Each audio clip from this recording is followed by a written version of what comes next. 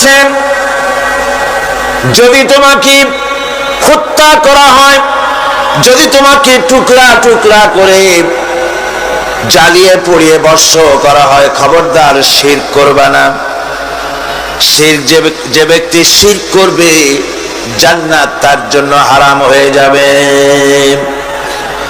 আল্লাহ রাব্বুল আলামিন বলেন, ইন্নাহু মান ইউশরিক বিল্লাহি ফাকাদ হারামাল্লাহু আলাইহিল জান্নাতা ওয়া মাওয়াহুন নার ওয়া মা লিয-যালিমিনা মিন আনসার।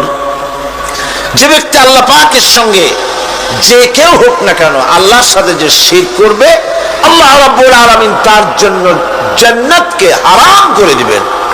নাউযুবিল্লাহ পড়ে। তাকে আল্লাহ পাক জাহান্নাম দিবেন। কোথায় দিবেন? জাহান্নামের মধ্যে আল্লাহ পাক তাকে প্রবেশ করাবেন। সুতরাং এই শিরক হচ্ছে ক্ষমার অযোগ্য। আল্লাহ পাক শিরকের গুনাহ কখনো ক্ষমা করবেন না, একথা যেন আমাদের সকলেরই মনে থাকে।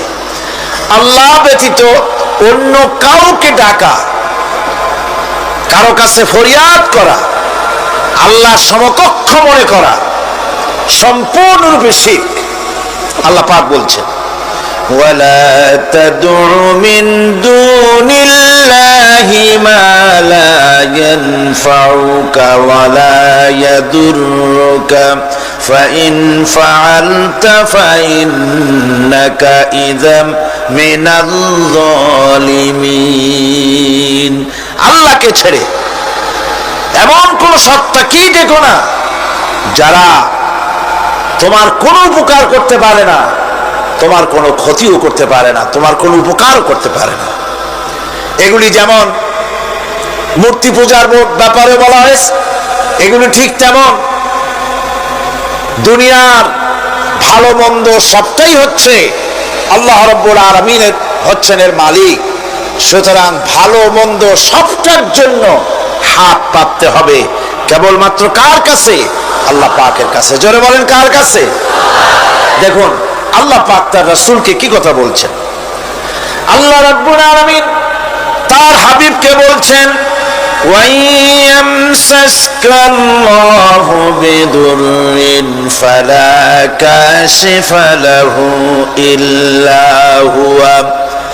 আল্লাহ রাব্বুল আলামিন তিনি যদি তোমাকে কোনো বিপদ দেন, তাহলে পৃথিবীর এমন কেউ নাই যে সে বিপদ থেকে তোমাকে রক্ষা করতে পারে বা ঠেকাতে পারে।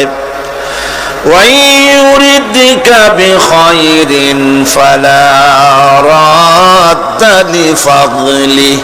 আর যদি আল্লাহ পাক আপনার কোনো ভালো করতে চান, উপকার করতে চান, তার থেকে সেই উপকার থেকে আপনাকে কেউ ফিরায় রাখতে পারবে না। তার মানে হলো আপনাকে যদি আল্লাহ ক্ষতি করতে চান, তা কেউ সেই ক্ষতি থেকে বাঁচাতে পারবেন না। আর যদি উপকার করতেও চান, তাও কেউ ঠেকাতে পারবে না। ভালো মন্দ যেটাই হোক সবটার মালিক হতেছেন আল্লাহ পাক। কে মালিক? আল্লাহ সুবহানাহু ওয়া তাআলা। এই কথাগুলি আমাদের কলিজার মধ্যে বদ্ধমূল হতে হবে। আল্লাহ রাব্বুল আলামিন বলেন, ইযা জাআ নাসরুল্লাহি ওয়াল ফাত وَرَأَيْتَ النَّاسَ يَدْخُلُونَ فِي دِينِ اللَّهِ أَفْوَاجًا فَسَبِّحْ بِحَمْدِ رَبِّكَ وَاسْتَغْفِرْ إِنَّهُ كَانَ تَوَّابًا। আল্লাহর পক্ষ থেকে যখন বিজয় আসবে, ও নবী, বিজয় যখন আসবে আল্লাহর পক্ষ থেকে, তখন আপনি দেখতে পাবেন আল্লাহর পক্ষ থেকে মদদ, বিজয় যখন আসবে, দলে দলে লোক ইসলামের মধ্যে প্রবেশ করবে। এই বিজয় দেখে আপনি কি করবেন? আপনার জন্য দায়িত্ব তখন ফাসাব্বিহ বিহামদি রাব্বিকা ওয়াস্তাগফির ইন্নাহু কানা তাওয়াবা। আপনি বেশি করে ইস্তেগফার করুন, বেশি করে তাসবিহ পড়ুন,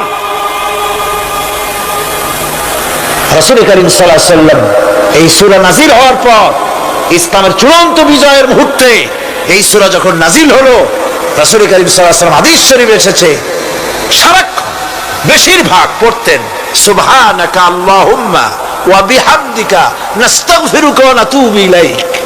সুবহানাকা পড়েন, সুবহানাকা আল্লাহুম্মা ওয়া বিহামদিকা নাস্তাগফিরুকা ওয়া নাতুবু ইলাইক। রাসূল করিম সাল্লাল্লাহু আলাইহি ওয়াসাল্লামকে হযরত আয়েশা সিদ্দিকা রাদিয়াল্লাহু তাআলা আনহা জিজ্ঞেস করেছেন, হুজুর আপনি এখন এই দোয়াটা এত বেশি বেশি করতেছেন কেন? হুজুর বলেছেন, এটা আমাকে পড়তে বলা হয়েছে, আমাকে ইস্তেগফার করতে বলা হয়েছে, আমাকে তাসবিহ করতে বলা হয়েছে।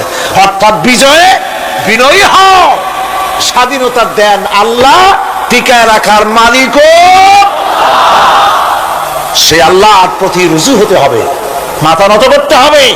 ঢোল বাজায় জাতির স্বাধীনতা রক্ষা করা যাবে না। গান গে নাটক করে ভারতীয় সংস্কৃতির উলঙ্গ বেহায়া নর্তকী এনে বাংলাদেশের স্বাধীনতা রক্ষা করা যাবে না। স্বাধীনতা রক্ষা করতে পারবে ইমানদার সাহসী সরকার। ইমানদার হতে হবে, সাহসী হতে হবে। স্পষ্ট করে ভারতকে জানিয়ে দিতে হবে, বাংলাদেশের বুকের উপর থেকে ট্রানজিট দেওয়া হবে না, হবে না, হবে না। আমাদের চট্টগ্রামের চট্টগ্রামের পোর্টকে থামুন, চট্টগ্রামের বীর চট্টলার পোর্টকে ভারতের জন্য উন্মুক্ত হতে দেওয়া হবে না। এদেশের লক্ষ লক্ষ মানুষের জীবন যেতে পারে, ভারতকে ট্রানজিট দেব না। ভারতকে ট্রানজিট দেওয়ার অর্থ হল ভারতের সেনাবাহিনীকে বাংলাদেশকে ওয়েলকাম করা, ভারতের ডেঙ্গু জ্বর তাদের এইডস রোগ বাংলাদেশে আমদানি করা, বাংলাদেশকে ভুটান সিকিমের মতো ভারতের গোলাম বানিয়ে দেওয়া।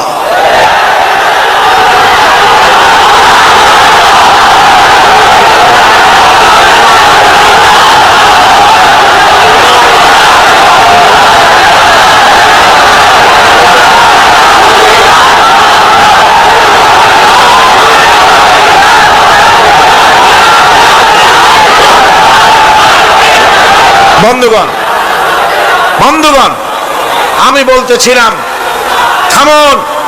গায়রিল মাগদুবি আলাইহিম ওয়ালাদ-দাল্লিন, খ্রিস্টান, ইহুদি, হিন্দু, মুশরিক কারো অনুসরণ করব না। অনুসরণ করব কয় শ্রেণীর? 4 শ্রেণীর। নবিয়্যিন, সিদ্দিকিন, শুহাদা, সালেহিন। কল আলহামদুলিল্লাহ। এরপর আমরা মুসলমান, কিন্তু আমাদের বিবাহ অনুষ্ঠান যখন হয়, এই বিবাহ অনুষ্ঠানগুলি আমরা কি মুসলমানদের মতো করি?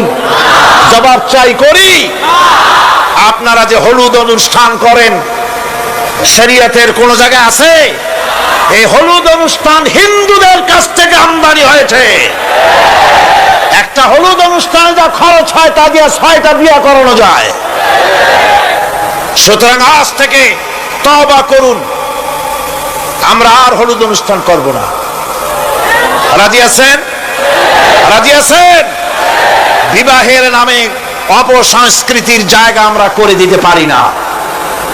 যৌতুক যেমন হারাম, প্রথম আবিলে বলেছি, মনে আছে না? মনে আছে কিনা? যৌতুক যেমন হারাম, যৌতুক কি আপনারা নেবেন নাকি? মেয়েওয়ালাদের উপরে চাপ সৃষ্টি করবেন না, জায়েজ নাই। মেয়েওয়ালারা যদি ইচ্ছে করে কিছু দেয়, নিবেন। আমি তো আশা করেছিলাম যে সংসদ নেত্রী, প্রধানমন্ত্রী মহিলা, বিরোধী দলীয় নেত্রীও মহিলা, সুতরাং মহিলাদের উপরে তাদের দরদের খাতিরেই তারা যৌতুক বিল উত্থাপন করবেন, কিন্তু তারা করেন নাই। তাদের উচিত ছিল যৌতুককে ঝাঁটা মেরে বঙ্গোপসাগরে ফেলে দেওয়া, ওনারা তা করেন নাই। কিন্তু আমি ইনশাআল্লাহ সংসদে যৌতুক বিল জমা দেব, ইনশাআল্লাহ।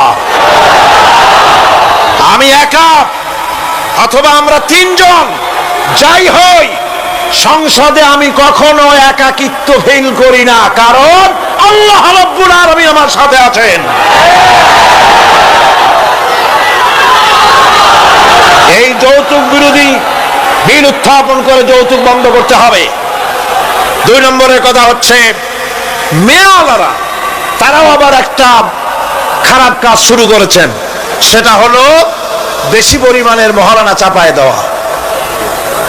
মহারানা এটা শরীয়ত কোনো ভাগ্যে টেঙ্গে দেয় নাই, ছেলেপক্ষ যদ্দূর দিতে পারে সেইটা মেয়েওয়ালাদের আন্দাজ থাকা উচিত।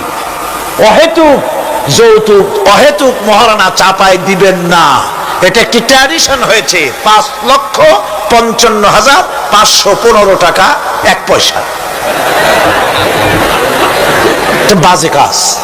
11 লক্ষ, হ্যাঁ যদি ছেলেওয়ালা দেওয়ার মতো হয়, স্ত্রী দেন না, কোনো ক্ষতি নাই। আল্লাহ তো কোরআন শরীফে বলেছেন, তোমার বউরে যদি তুমি পাহাড় সমান সম্পদ দাও, কণা মাত্র ফিরায় নিও না। সুবহানাল্লাহ। আর মহারানার টাকাকে ফরজরূপী দায়িত্ব হিসাবে আদায় করে দাও। কাজেই যে মহারানা আদায় হতে পারে এই রকমের মহারানা দেওয়া উচিত। অতিরিক্ত চাপায় দিতে পারবে না, কিয়ামতের দিন ওই পুরুষটাকে আল্লাহর দরবারে জিনাকারের কাতারে দাঁড়াতে হবে।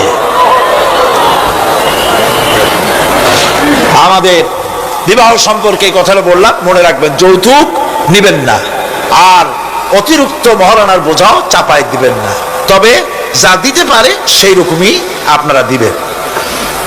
এরপরে আর একটা জিনিস আমাদের দেশে চালু আছে, যা হিন্দু খ্রিস্টানদের সঙ্গে মিলে যায়, তা হচ্ছে কোন সম্মানিত লোক মারা গেল, তার জন্য নীরব হয়ে দাঁড়ায় থাকা। আমাদের পার্লামেন্টের একজন সদস্য মারা গেলেন, সংসদে প্রস্তাব উঠল 1 মিনিট নীরব হয়ে দাঁড়ায় থাকে। আমি বললাম, স্পিকার সাহেব, 1 মিনিট দাঁড়ায় থাকলে যদি সওয়াব হয় তো 1 মিনিট কেন, আসুন আমরা 25 মিনিট খাড়াই থাকি। আর যদি কোনো সওয়াবই না হয় তাহলে এই প্রহসন কেন? আমরা তো আমাদের মা বাপের কবরের কাছে গিয়া কোনোদিন ভূতের মতো খাড়াই থাকি না, সেখানে তো অবশ্যই আমরা দোয়া দুরূদ পড়ি, ঠিক কিনা? বললাম, স্পিকার সাহেব, আমার মাহফিল যদি হতো তা আমি বলতাম সূরা ফাতিহা পড়েন, ইখলাস পড়েন, দরুদ শরীফ পড়েন। এটা আপনার মাহফিল, এটার গার্ডিয়ান আপনি, এটার অভিভাবক আপনি। আপনি সকলকে বলেন সূরা ফাতিহা, সূরা ইখলাস পড়তে। মাননীয় সম্মানিত স্পিকার সাথে সাথে বললেন সকলকে, আপনারা ফাতিহা পড়েন, ইখলাস পড়েন, দরুদ শরীফ পড়েন। আলহামদুলিল্লাহ, বললাম আলহামদুলিল্লাহ। আমরা চেষ্টা করছি সংসদের ভেতরে একটা গুণগত পরিবর্তন আনার জন্য। আল্লাহ যেন তৌফিক দেন, জোরে বলেন আমিন। ভাইরা আমার, সুতরাং এই সমস্ত হচ্ছে খ্রিস্টান ইহুদিদের কাস্টমস, তাদের ট্র্যাডিশন, এর সাথে আমাদের কোনো সম্পর্ক নাই। হিন্দুরা খ্রিস্টানেরা কেউ মরে গেলে পরে দাঁড়ায় থাকুক, শুয়ে থাকুক, যেমনি পারে তেমনি করুক, কিন্তু আমি তো মুসলমান, আমি কি? জোরে বলেন, আমরা কি? ইসলাম যা এলাউ করে না আমরা তা করতে পারি না, এটা যেন আমাদের সকলের মনে থাকে। বন্ধুগণ, এরপরে আমি আরজ করতে চাই, আমি মোনাজাতের দিকে এগোচ্ছি। আমি বুঝতে পারছি মানুষের প্রচন্ড কষ্ট হচ্ছে, মা বোনদের, ভাইয়েদের। এরপরে যে কথাটি আমি বলতে চাই সেটা হলো, বাংলাদেশ হচ্ছে ইসলামের ঘাঁটি, ইসলামের দুর্জয় ঘাঁটি। আমাদের এই দেশে আল্লাহর দ্বীন কায়েম করতে হবে, জমিন আল্লাহ। আমি জিজ্ঞেস করতে চাই, এই লক্ষ লক্ষ জনতার কাছে জমিন কার? আমি খুশি হইতে পারলাম না। আপনারা আল্লাহর নামটা কি জোরে নিছিলেন? গায়ে যত শক্তি আছে ওই শক্তি দিয়ে আল্লাহর নামটা নিছিলেন? যদি না নিয়ে থাকেন, সবটা শক্তি নিয়ে আপনারা বলেন জমিন কার? আরো জোরে বলতে হবে, জমিন কার? আকাশ কার? বাতাস কার? এ মানব গোষ্ঠী কার? আইন চলবে কার? সুতরাং আল্লাহর আইনের উল্টা ধর্ম নিরপেক্ষতাবাদ, জাতীয়তাবাদ, পুঁজিবাদ, সমাজতন্ত্র মানি না, মানি না, মানি না।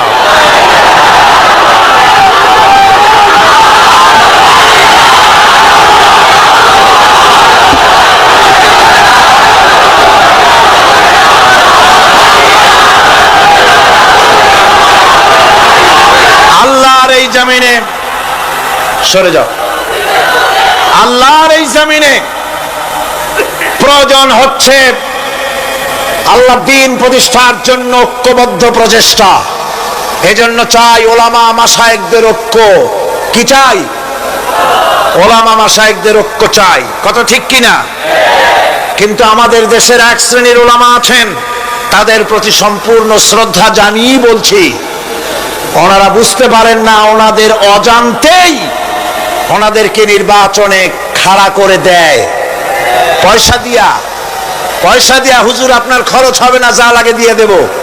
আপনার মতো লোক যদি নির্বাচন না করে, আপনি যদি পার্লামেন্টে না যান, তো পার্লামেন্ট দিয়ে হবে কি? ওই হুজুর বোঝেন না যে আমি পার্লামেন্টে যাই করবোটা কি? ওখানে যাই করিকার জানলার দরজা কয়টা গুনেই গুলি দিতে পারবে না। ওনার জামানাত বাজে হাঁটতে হবে, উনি তা নিজেও জানেন।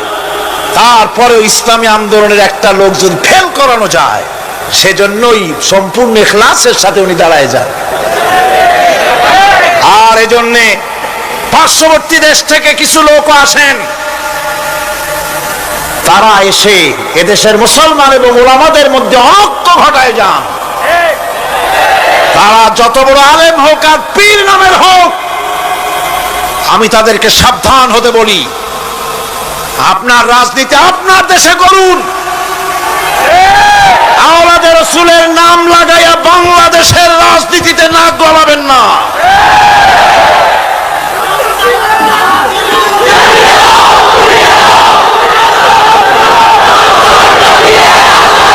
ওলামাদের এক হতে হবে।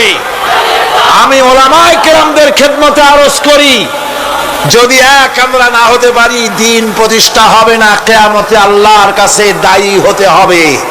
জনগণের কোনো দোষ নাই। জনগণের দোষ আছে? জনগণের দোষ আমি দেই না। বিশ্বাস করুন, যদি আল্লাহ না করুন এদেশে ইসলামী আদর্শ বাস্তবায়িত না হয়, ইসলামী স্টেট কায়েম না হয়, তাহলে কিয়ামতের দিন আলেম ওলামা পীরেরা জনগণের চাইতে সবচাইতে বড় আসামি হবে কিয়ামতে। আল্লাহ পাক এই জাতির ওলামাদের, এই জাতির রাহবারদেরকে ঐক্যবদ্ধ হওয়ার তৌফিক দান করুন। ওনারা যত ফতোয়া দেন, সমস্ত ফতোয়া ইসলামী আন্দোলনের বিরুদ্ধে। মদখোরের কাছ থেকে টাকা নিতে আপত্তি নাই, নিজের মঞ্চে জেনাকার খুনি মদখোরকে নিয়ে এক প্ল্যাটফর্মে বসে বক্তৃতা করতে আপত্তি নাই, কিন্তু ইসলামী আন্দোলনের লোককে মঞ্চে জায়গা দেয় না। সমস্ত ফতোয়া ইসলামী আন্দোলনের বিরুদ্ধে তারা দেন। আমি তাদেরকে অনুরোধ করব, আসুন, ঐক্যবদ্ধ হওয়া ছাড়া পথ নাই আল্লাহর দ্বীন প্রতিষ্ঠার জন্য। আর মনে রাখবেন, আপনারা যে ষড়যন্ত্রের শিকারে পরিণত হয়েছেন, যদি দ্বীন প্রতিষ্ঠা না হয়, আর তারা যে স্বপ্ন দেখছে, ইন্ডিয়া এবং তার অনুসারীরা নাস্তিকরা যে স্বপ্ন দেখছে, তা যদি বাস্তবায়িত হয়, কে জামাত করে, কে শিবির করে, কে ফুরফুরার মুরিদ, কে সরসিনার মুরিদ, কে অমুক ইন্ডিয়ার পীর সাহেবের মুরিদ, পাকিস্তান পীর সাহেবের মুরিদ, এইগুলা তালাশ করা হবে না। হবে? ওই যে রাশিয়া এসে ঢুকছিল কোথায়? আফগানিস্তানে। সেইখানে সব আলেম ওলামারা জঙ্গলে যাইয়া এক হইল। ওই যে একজন বলছিল যে আমি গেলাম, আমার ছেলে গেল তার মামু বাড়ি, মাইয়া গেল তার নানা বাড়ি, বউ গেল তার বাপের বাড়ি, আমি গেলাম আমার শ্বশুর বাড়ি, যাই দেখি সব এক জায়গায়। এই লোকগুলি আলেম ওলামা পীর বুজুর্গ সব গিয়া পাহাড়ের মধ্যে এক জায়গায় হয়েছে। হায় হায়, সুন্নি, কড়া সুন্নি, গোলাপি সুন্নি, ওহাবি, ঠান্ডা সুন্নি, তারপরে দেওবন্দি, সব এক জায়গায়। হায় হায়, কি সর্বনাশটা করলাম! যদি ঐক্য থাকতাম, তাহলে কি আর আসি আমাদের উপরে হামলা হতে পারতো, করতে পারতো? চোখের পানি ফেললো, কানলো, একে অপরকে জড়ায় ধরলো। তখন অনেক সর্বনাশ হয়ে গেছে, অনেক জীবন দিতে হয়েছে এই ঐক্যের পর। তারপরে আল্লাহ মেহেরবানি করেছেন তওবা করার কারণে। কিন্তু আমাদের দেশে অনৈক্যের কারণে, আল্লাহ না করুন, যদি এখানে ইসলামের দুশমন যারা, আজ তো তারা রেডিওতে বসে আছে, আজ তো তারা টিভিতে বসে আছে, আজ তো তারা নাটক তৈরি করে, আজ তারা সিনেমা তৈরি করে। গুলিস্তান কে হার শাক पर उल्लू बैठे हैं, फिर अंजाम गुलिस्तान क्या होगा। ফুল বাগিচার ডালে ডালে হুতুম বেচারা বসে আছে, এ ফুল বাগানের অবস্থা কি হবে। নাস্তিক, মুরতাদ, বেঈমান সব এগুলিকে দখল করে আল্লাহর দ্বীনকে বুড়ো আঙ্গুল দেখাবার প্রচেষ্টা চালাচ্ছে। যদি তাদের স্বপ্ন কামিয়াব হয়, তাহলে মনে রাখবেন ওই কাবলির মতো, যে কাবলি এসে দেখছিল যে বাঙালি ছেলে, বাংলাদেশি ছেলে সে জাম খেতেছে, জিজ্ঞেস করছে তুম সব ক্যা খায়া করতে হো, বলছে হাম সব জাম খায়া করতে হ্যাঁ। काबली बोलते हम खा सकते हैं तो क्यों नहीं, जरूर तशरीफ लाइए दरख्त पर और मजे से खाइए। আসেন গাছে ওঠেন, জমের খাওয়া খান। কাবলি উঠছে, এখন ও তো আর বোঝে না যে কোনটা ভালো লাগবে।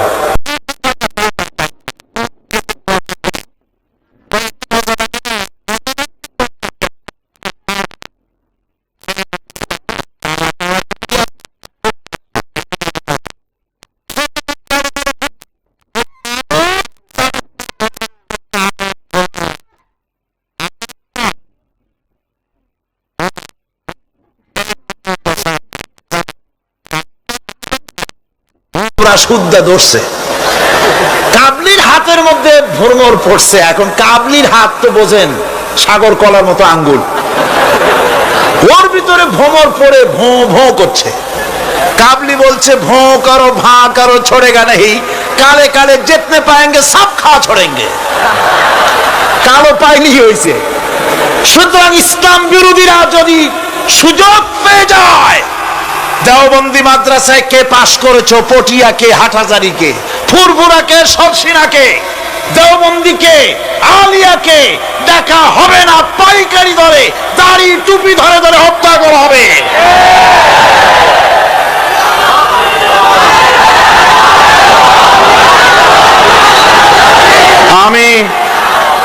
আমি অত্যন্ত বিনীতভাবে চট্টগ্রামের তাফসিরের কোরআন মাহফিলের পক্ষ থেকে গোটা দেশবাসীকে আহ্বান জানাই, আলেম ওলামাদের প্রতি বলি, আপনাদের পায়ে ধরি, ওলামা হযরত, পীর সাহেব কেবলারা আপনাদের পায়ে ধরি, আল্লাহর রাস্তে ঐক্যবদ্ধ হন, ইসলামী আন্দোলনের বিরুদ্ধে ফতোয়া দিবেন না। এটি আত্মঘাতী কাজ, নিজেদের সর্বনাশ নিজেরা করছেন, নিজেদের পায়ে নিজেরা কুড়াল মারতেছেন। এরপরে আমি যুবকদের জন্য বলবো, যুবকরা তোমরা যারা মাহফিলে এসেছো, মাহফিলে যুবকরাই বেশি আসে আলহামদুলিল্লাহ। এই জন্য মাহফিলে লোক ঠেকাবার জন্য কত যে চেষ্টা, তাদের চেষ্টার কোনো অবধি নাই।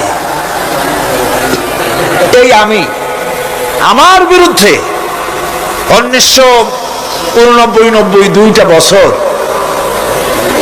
যা জ্বালানো হয়েছে, যেখানে যাই, আমি যাওয়ার আগেই হযরত হরতাল শরীফ আইসা হাজির, 144 ধারা হাজির। তো মাবুদের মেহেরবানি, জনগণ কোরআনের পাগল, বাংলাদেশের জনগণ যেখানে 144 দিয়েছে সরকার, জনগণ সেখানে 288 বানাই দিছে। এক পত্রিকায় দেখলাম সেখানে লিখেছে হরতালও সফল, তাফসিরও সফল। তা আবার কেমনে? তারপরে দেখলাম উনি নিজেই লিখছেন, তিনি আবার এখনকার সরকারের একজন মন্ত্রীও, প্রতিমন্ত্রী। তিনি লিখছেন সেখানে যে সাইদি যেখানে যায় হরতালের ডাক দেওয়া হয়। তো হরতালের ডাক দেওয়া হলো পরে স্কুল বন্ধ, কলেজ বন্ধ, মাদ্রাসা বন্ধ, দোকানপাট বন্ধ, কারখানা বন্ধ। সন্ধ্যার দিকে কারো কোনো কাজ নাই, সব তাফসিরে হাজির। দুটোই সফল হলো। কোরআনের পাগলদেরকে কোরআন থেকে বঞ্চিত করা, দূরে রাখা ওদের সবচাইতে বড় ভয়। বুড়ারা ওরাই যাবে মাহফিলে, যুবকরা যায় কেন? ওদের চিন্তা যে আমাদের পুকুরের জিয়ানো মাছগুলি সব তো নিয়ে গেল, ঠেকাইতে পারবে না। এই যুবকদের শরীরের ভিতরে রক্ত কার? না না, আল্লাহর রক্ত না, আন্দাজে কথা কইেন না।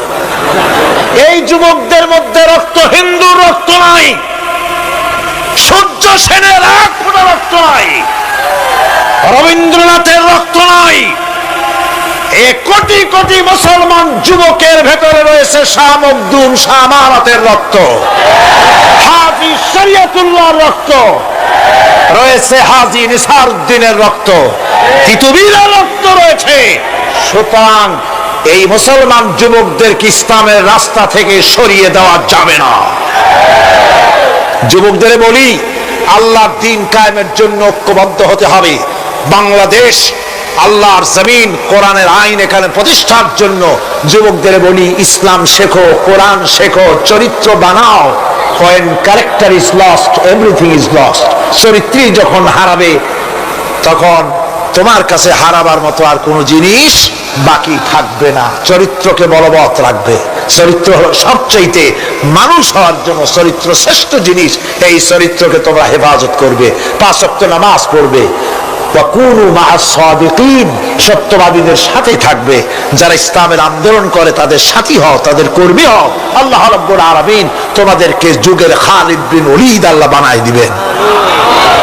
আমি তো বিশ্বাস করি এই যুবকদের হাতে ইসলামের পতাকা উড়বে বাংলাদেশে ইনশাআল্লাহ।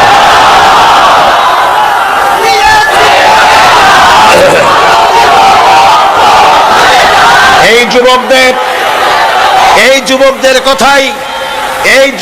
কথাই আল্লাহ পাকের নবী বলেছেন। নবীজি বলেছেন, কিয়ামতের দিন যেদিন কোন ছায়া থাকবে না, আল্লাহর আরশ ব্যতীত আরশের ছায়া ছাড়া কোনো ছায়া থাকবে না, ওই দিন আরশের নিচে 7 শ্রেণীর লোকেরা জায়গা পাবে। ওর ভিতরে হবে এক শ্রেণী হবে ওয়াশাবুন নাশা ফি ইবাদাতিল্লাহ, ওইসব যুবক যারা রাত কাটিয়েছে আল্লাহর ইবাদত করে, চোখের পানি ফেলেছে, তাদের জন্য জান্নাত যুবকদের জন্য। আমি আগেও বলেছি, বুড়োরা কেউ বেহেশতে যাবে না, চিন্তা করে কোনো লাভ নাই। কালো মানুষ আর বুড়া মানুষ বেহেশতে যাবে না, কোন মৌলভী সাহেবের ফতোয়া নয়, স্বয়ং রাসূলুল্লাহ বলছেন। এখন তো বুড়া মানুষেরা মহা মুসিবতে পড়ছে। আমিও আপনাদের দলে, চিন্তার কারণ নাই। রাসূলুল্লাহ বলেছেন, বুড়া কালো মানুষ কান্দো না, কান্দার কোনো দরকার নাই। তুমি যখন বেহেশতে যাবে তুমি বুড়ো থাকবে না, আল্লাহ জওয়ান বানাই দিবেন। কালো মানুষ কালো থাকবে না, জান্নাতে যাওয়ার সময় আল্লাহ পাক পূর্ণিমার চাঁদের চাইতেও সুন্দর বানাই দিবেন। সুতরাং যুবকেরা, বেহেশত তোমাদের জন্য, এই বেহেশতের জন্য তৈরি হও, জান্নাতে যাওয়ার জন্য তৈরি হও। এই দুনিয়ার নারী, বাড়ি, গাড়ি তুচ্ছ আল্লাহর জান্নাতের সামনে। সাহাবায়ে কেরাম জীবন দিয়েছেন জান্নাতের আশায়। সেই জান্নাতের আশা, জাহান্নামের ভয় আর জান্নাতে যাওয়ার লোভ প্রত্যেকটি যুবকের রক্তের ফোঁটায় ফোঁটায় আল্লাহ ঢুকাই দিক। যুবতী মেয়েদেরকে বলবো, ছাত্রী যারা এসেছেন মহিলাদের মধ্যে, এদেশে ইসলামী ছাত্রী সংস্থা নামে একটি সংস্থা আছে। মেয়েদেরকে দ্বীন শিখায় তারা। যেখানে মেয়েরা তাদের সতীত্ব বজায় রাখতে পারে না, দ্বীন শিখতে পারে না, সেখানে কলেজে, বিশ্ববিদ্যালয়, হাই স্কুলে ইসলামী ছাত্রী সংস্থা একটা নিয়ামত। জোরে কোন আলহামদুলিল্লাহ। সব ভাইদেরকে আর মায়েদেরকে বলবো, আপনারা আপনাদের মেয়েদেরকে ছাত্রী সংস্থার সাথে দ্বীন শেখার জন্য, ইমান শেখার জন্য, চরিত্র শেখার জন্য আপনি তাদেরকে তাকে দিয়ে দেন। আপনার চোখ ঠান্ডা হয়ে যাবে। আলহামদুলিল্লাহ।